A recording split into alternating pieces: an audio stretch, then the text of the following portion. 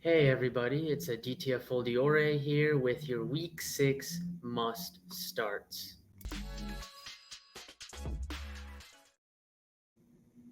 First up at quarterback is the Minnesota Vikings' Kirk Cousins. Now, Cousins has lost Justin Jefferson for at least the next 4 weeks of the season, but despite this, the Vikings have a high passing volume offense, and TJ Hawkinson, Jordan Addison are still there. The Vikings do not want to give the ball to Alexander Madison and Cam Akers too often because neither of those two players are pushing the needle in the run game. Kirk Cousins is averaging 20.8 fantasy points per game, and he's attempting 204 passes on the season, which is first among all qualifying quarterbacks. The Vikings also play a bad Bears defense. The Bears have allowed big fantasy outings to nearly every quarterback that they've faced. Baker Mayfield from the Buccaneers has had the lowest output against the Bears in week 2, but he still passed for over 300 yards against Chicago. So fire up Kirk Cousins this week. Don't let the Jefferson news push him on your benches. Next up at running back is Kyron Williams from the Los Angeles Rams. He's officially taken over as Sean McVay's bell cow. He's seen an 85.7% snap share, which is number one amongst all qualifying running backs, and he has 24.4 expected fantasy points per game. So far this season, he's been a guy that's slowly worked up a must start weekly label for him. So you definitely want him in your starting lineups this week. He's had a few duds here and there for the volume that he's been getting, but this week he faces a Cardinals defense that has allowed an average of over 100.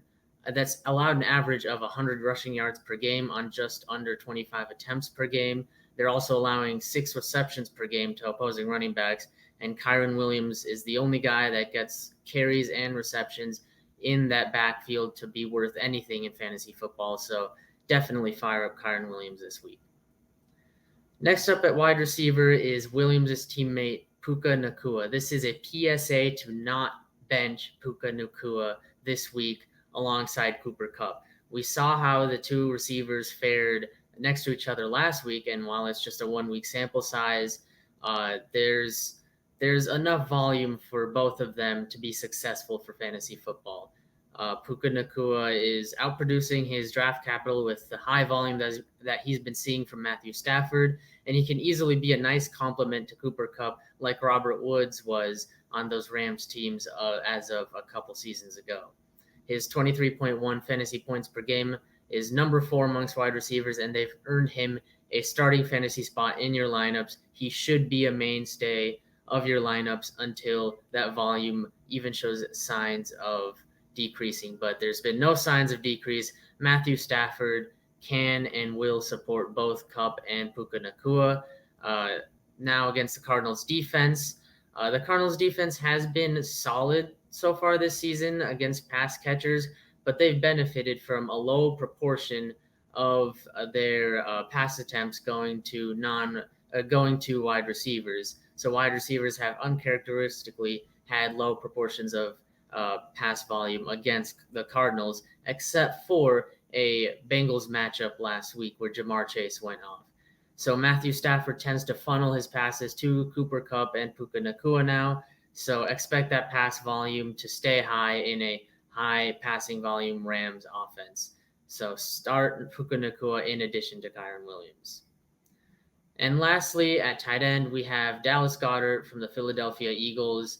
Goddard is a guy that you drafted to be your starter, but the first few weeks of the season, you're probably looking for other options around maybe a Logan Thomas or someone else off of waivers. But Dallas Goedert officially broke out for the season in week 5 against the Rams. He finished with eight receptions for 117 yards and a touchdown. It was his third game of the season with at least 7 targets and 5 receptions. He's usually been a high volume, low yardage guy, but a touchdown puts Goddard over the edge for fantasy football production. The New York Jets, who the Eagles are facing this week, have shown a high volume touchdown opportunity to opposing tight ends this season. They've allowed 5 touchdowns in 5 games to tight ends this season. and Goddard now gets a good combination of volume and high touchdown opportunity to produce for this week. So if you've been scrambling for someone else for those first few weeks and you left Goddard on benches for his blow up last weekend, then this weekend you definitely want Dallas Goedert in starting lineups against a Jets defense. That's all for the must starts for week 6.